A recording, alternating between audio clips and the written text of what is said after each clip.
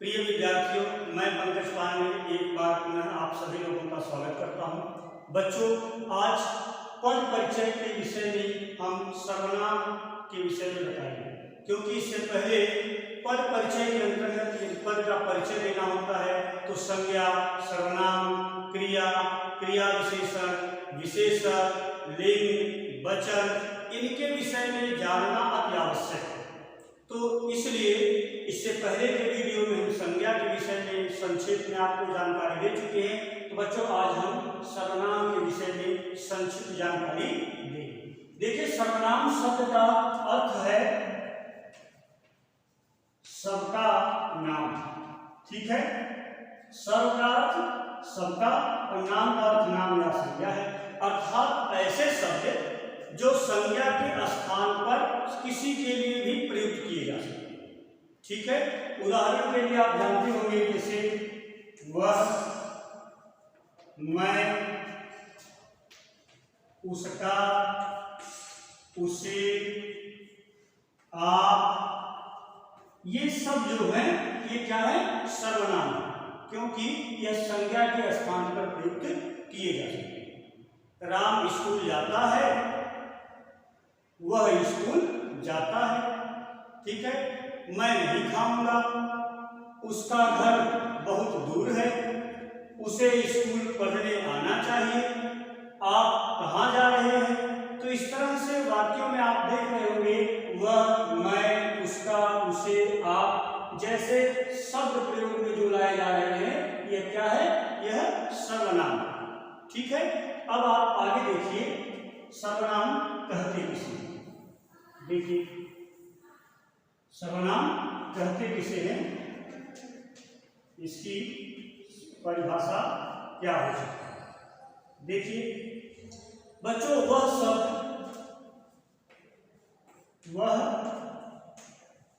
शब्द जो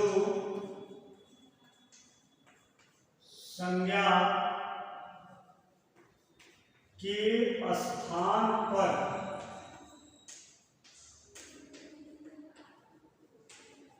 प्रयुक्त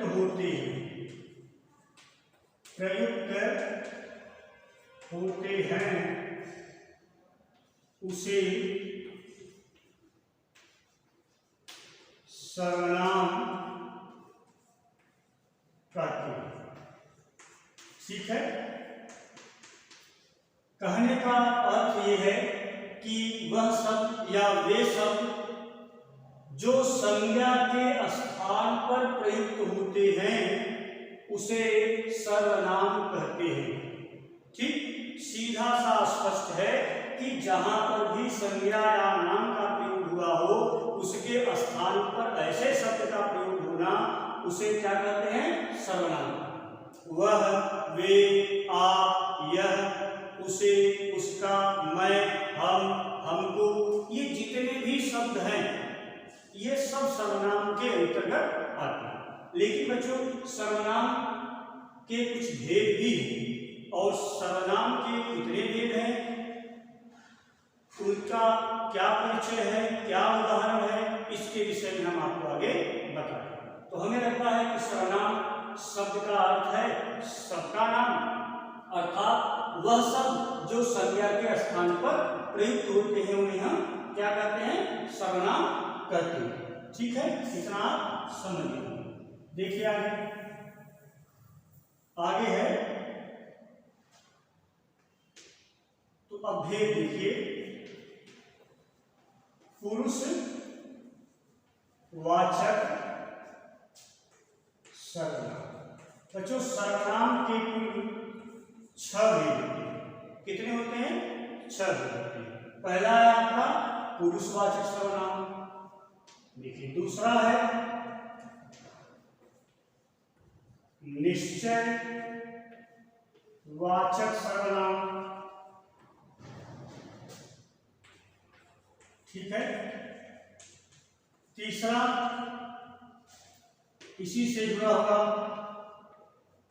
अनिश्चयवाचक सर्वनाम, अनिश्चयवाचक सर्वनाम। ठीक है, इसके बाद निजवाचक सर्वनाम, निजवाचक सर्वनाम। आगे है बच्चों प्रश्नवाचक सर्वनाम। इसके बाद जो अंतिम है वह है संबंधवाचक सर्वनाम।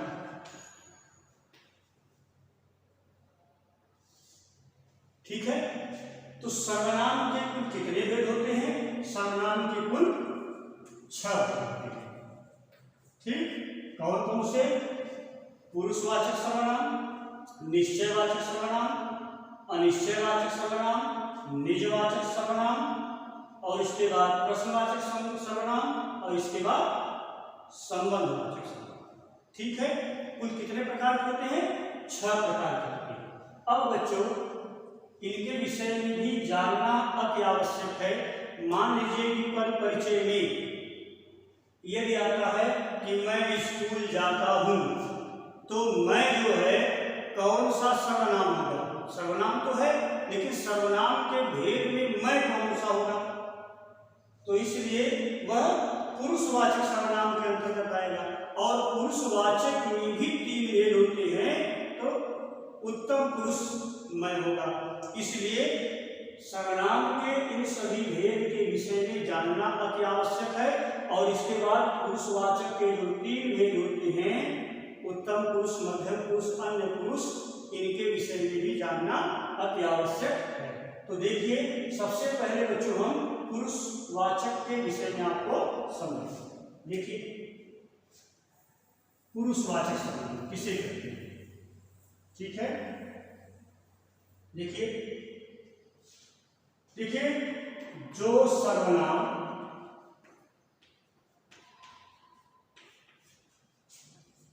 वक्ता,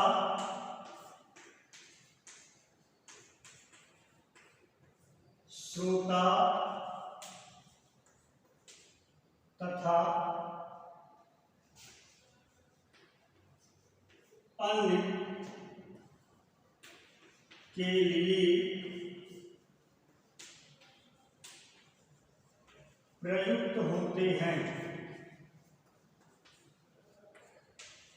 प्रयुक्त होते हैं उसे पुरुषवाचक सर्वनाम कहते हैं। ठीक है, देखिए जो सर्वनाम वक्ता, श्रोता तथा अन्य के लिए या किसी अन्य के लिए प्रयुक्त होते हैं उसे हम पुरुषवाचक सर्वनाम कहते हैं। ठीक है, जो सर्वनाम वक्ता, श्रोता तथा अन्य के लिए प्रयुक्त होते हैं उसे पुरुषवाचक सर्वनाम कहते हैं। अब देखिए वक्ता का मतलब बोलने वाला, श्रोता का मतलब सुनने वाला, और बोलने वाले माने कुछ कहने वाले व्यक्ति, और सुनने वाले व्यक्ति, उसके अतिरिक्त अन्य लोगों के लिए, तो कुल 3 भेद हो गए। तो बच्चों वक्ता बोलने वाले व्यक्ति के लिए उत्तम पुरुष होता है, सुनने वाला मध्यम पुरुष हो गया, और अन्य के लिए अन्य पुरुष होता है। ठीक है, तो सबसे पहले पुरुषवाचक के जो भेद हैं इनके विषय में भी जानना अति आवश्यक है। तो देखिए हमें लगता है आपको वक्ता माने बोलने वाला, श्रोता माने सुनने वाला, अन्य माने किसी अन्य दूसरे व्यक्ति के लिए। अब देखिए इसे समझना बहुत आसान है, लेकिन आप देखिए पुरुषवाचक के कुल 3 भेद कौन कौन से? क है बच्चों उत्तम, ठीक, ख मध्यम पुरुष,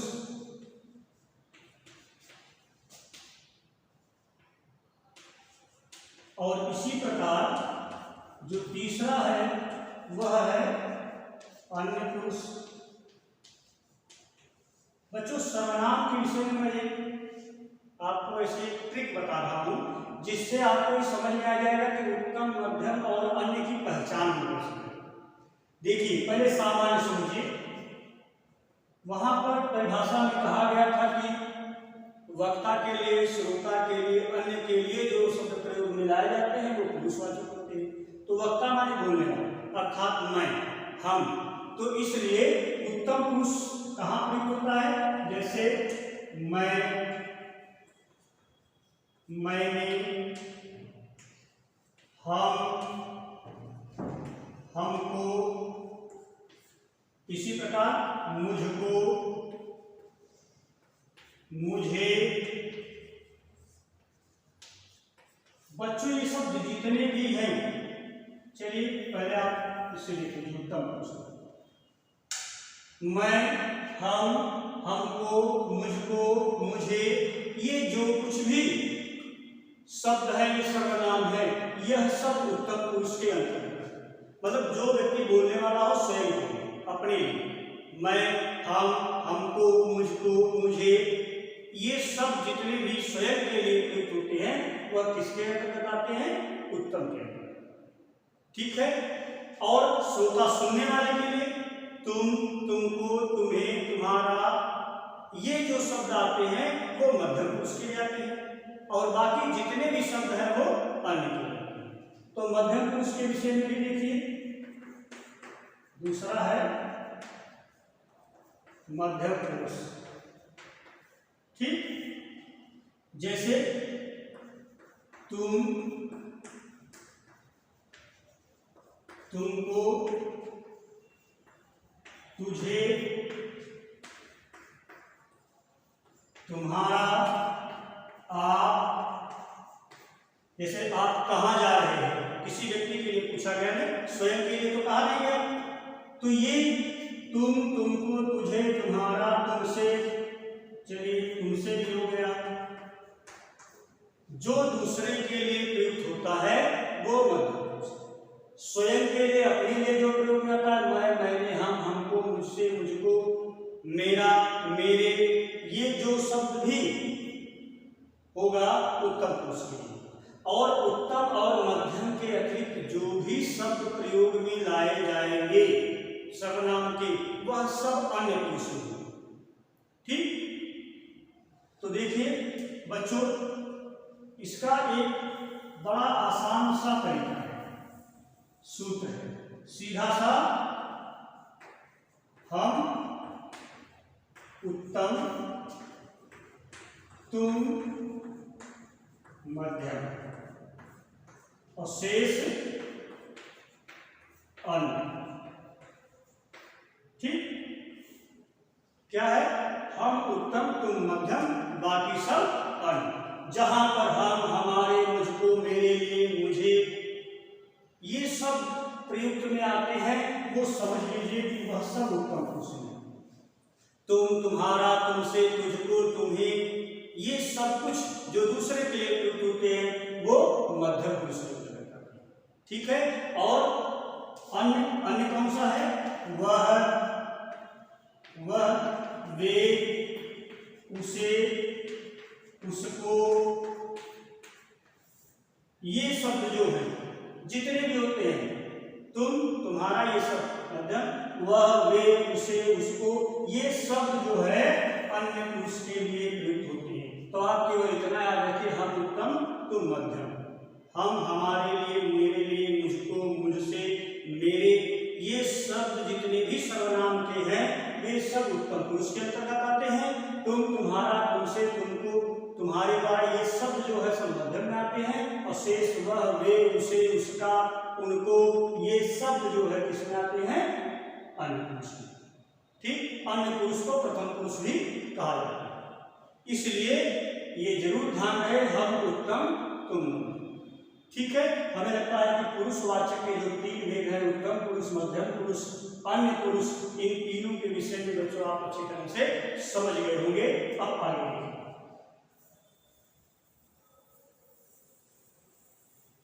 देखिए, दूसरा जो है वो है निश्चयवाचक, दूसरा है निश्चयवाचक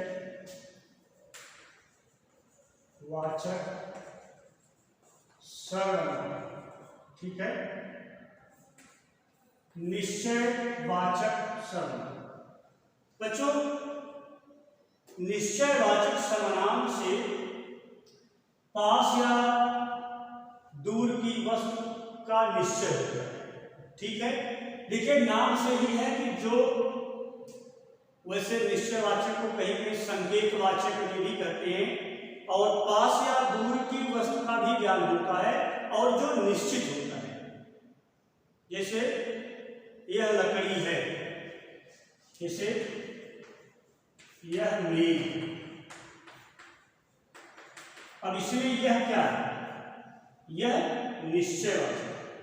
ठीक, यह क्या है? यह निश्चयवाचक। इसी प्रकार से यह मेरी पुस्तक है। ठीक, यह मेरी पुस्तक है, यह क्या है? निश्चयवाचक।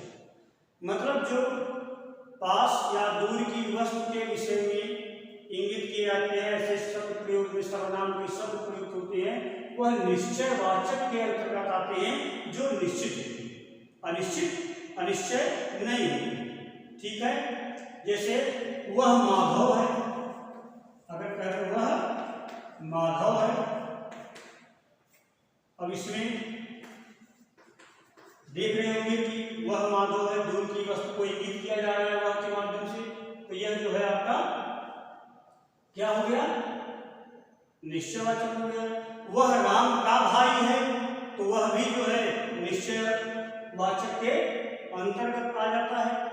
ठीक है, तो इस प्रकार से निश्चयवाचक अर्थ जो दूर या पास की वस्तु का ज्ञान कराते हैं, और दूसरी बात यह है कि वह निश्चित। अब देखिए अनिश्चयवाचक। अनिश्चयवाचक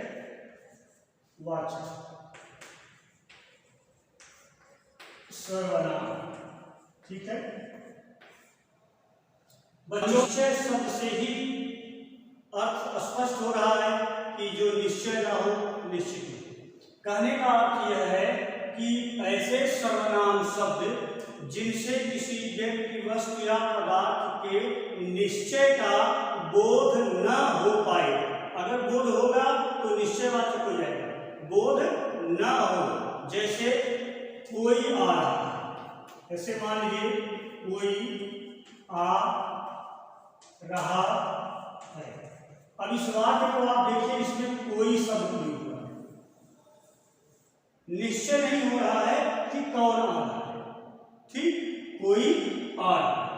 अब यहां पर जो कोई शब्द है, यह अनिश्चयवाचक का ही उदाहरण है, जहां पर किसी व्यक्ति का, वस्तु का, पदार्थ का निश्चय न हो पाए, निश्चय होने का बोध न हो पाए, जानकारी न हो पाए, वहां पर अनिश्चयवाचक सर्वनाम होता है। इसी प्रकार जैसे मान लीजिए स्वाद में कुछ कमी है। ठीक, अब यहां देखिए कुछ क्या है, माने स्वाद में कुछ कमी। कमी क्या है? ये निश्चय नहीं, अनिश्चय है, पता नहीं चल पा रहा, इसलिए अनिश्चयवाचक है। कोई आ रहा है, कोई जा रहा है। ठीक है, कुछ स्वाद में कुछ कमी है। तो इस प्रकार से जो शब्द आते हैं, इन्हें हम क्या कहते हैं? दरवाजे पर कोई खड़ा है। अब दरवाजे पर कोई खड़ा है तो कोई क्या हुआ? अनिश्चयवाचक हुआ।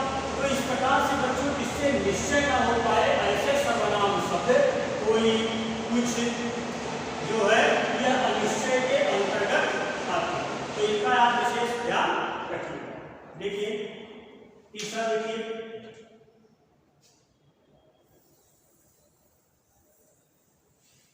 तीसरा है बच्चों संबंधवाचक। संबंधवाचक सर्वनाम। ठीक है, देखिए संबंधवाचक सर्वनाम, जो सर्वनाम किसी दूसरे के साथ संबंध दिखाने के लिए प्रयोग में आते हैं उन्हें हम संबंधवाचक सर्वनाम कहते हैं। जो सर्वनाम शब्द, ऐसे सर्वनाम शब्द जो किसी के साथ संबंध का बोध कराते हैं, संबंध दिखाने के लिए प्रयुक्त होते हैं, उन्हें हम क्या कहते हैं? संबंधवाचक सर्वनाम कहते हैं। जैसे देखिए, जिसकी लाठी उसकी, जिसकी लाठी उसकी भैंस। ठीक है, अब यहां पर जिसकी लाठी उसकी भैंस, अर्थात यहां पर इस बात के लिए जिसकी और उसकी जो है यह संबंध को बताएगा। ठीक, तो ऐसे जिसकी, जिसके, उसकी, उसके, ये शब्द अगर प्रयोग में आते हैं तो यह संबंधवाचक सर्वनाम के अंतर्गत आते हैं। इसी प्रकार से जो कर्म करेगा, जो कर्म करेगा उसे फल प्राप्त होगा। अब देखिए, जो कर्म करेगा उसे फल प्राप्त होगा, तो जो, उसे, उसकी, ये जो संबंध का ज्ञान कराते हैं उन्हें हम क्या कहते हैं? संबंधवाचक। ठीक है, जो निश्चय कर सके, दूर और पास की वस्तु को बता सके वो निश्चयवाचक। जहां पर अनिश्चय हो, कोई इस तरह के शब्द, तो वह अनिश्चय के अंतर्गत आता है। और उसकी, उसके, जो, उसे, जिसकी लाठी उसकी भैंस, जो कर्म करेगा उसे फल मिलेगा, ऐसे वाक्यों का जो प्रयोग होता है जहां पर संबंध स्थापित होता है वहां सर्वनाम, संबंधवाचक सर्वनाम उसे करते हैं। ठीक है, तो बच्चों आगे देखिए, आपके 3 हो गए। चौथा जो है वो है आपका निजवाचक, निजवाचक सर्वनाम। ठीक है, ध्यान दीजिए, जो सर्वनाम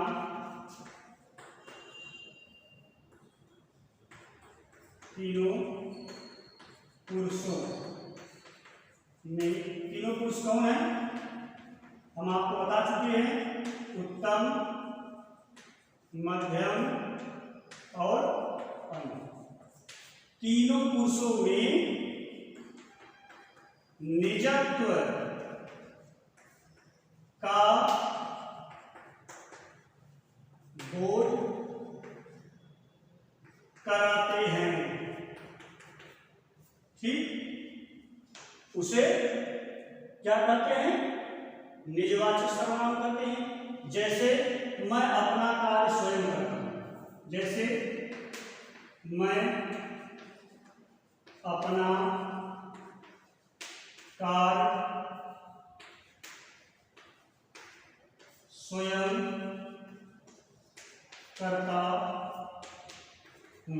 अब इसमें देखिए, अपना, मैं अपना कार्य स्वयं करता हूं। अब यहाँ पर निज माने स्वयं के लिए, अपने लिए, तो यहाँ पर अपने का बोध करा रहा है, उत्तम पुरुष के अंतर्गत है। अर्थात अपने लिए हम, उत्तम मध्यम, हम, मैं, अपने लिए, स्वयं के लिए, मुझको, तो निजत्व का जो बोध कराते हैं उन्हें हम निजवाचक सर्वनाम के अंतर्गत रखते हैं। और यह उत्तम, मध्यम, अन्य तीनों के अंतर्गत प्रयुक्त होते हैं। आप अपनी, जैसे इसमें देखिए, आप भी हो सकता है मध्यम पुरुष के अंतर्गत, अपनी, अपने, ये सब, अपना, ये जैसे अगर आते हैं जो अपने निजता का, स्वयं का बोध कराते हैं, इसलिए वहां पर यह निजवाचक सर्वनाम होते हैं। इस तरह के उदाहरण अगर मिलते हैं तो वह बच्चों निजवाचक सर्वनाम के अंतर्गत आएगा। आगे देखिए,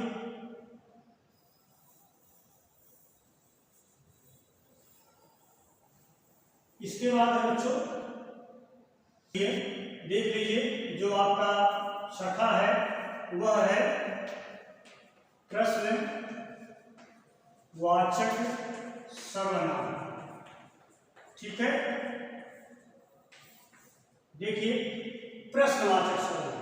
बच्चों प्रश्नवाचक सर्वनाम उसे कहते हैं जो प्रश्न का बोध कराते हैं। ठीक है, जैसे वह कौन जा रहा है। अब इसमें कौन क्या है, यह क्या है, इसमें क्या। ठीक, तो इस प्रकार से आप समझ लीजिए कि क्या, कौन, कैसे, किसे, इस तरह के प्रश्नवाचक सर्वनाम शब्द यदि वाक्य में प्रयुक्त होते हैं जो प्रश्नवाचक चिन्ह लगाते हैं, समझ लीजिए कि वह प्रश्नवाचक सर्वनाम के अंतर्गत आते हैं। ठीक है, तो बच्चों आपको हमने इसी प्रकार से प्रश्नवाचक सर्वनाम, निजवाचक सर्वनाम, संबंधवाचक सर्वनाम, निश्चयवाचक, अनिश्चयवाचक, पुरुषवाचक, इन पूरे 6 जो इसके भेद होते हैं, इन 6 भेदों के विषय में हमने आपको बताया। ठीक है, तो सर्वनाम बच्चों आप लोगों को अच्छी तरह से समझ में आ गया होगा। आप इन सभी सर्वनाम के 5 उदाहरण लिखें। तो ये आपको लिखना है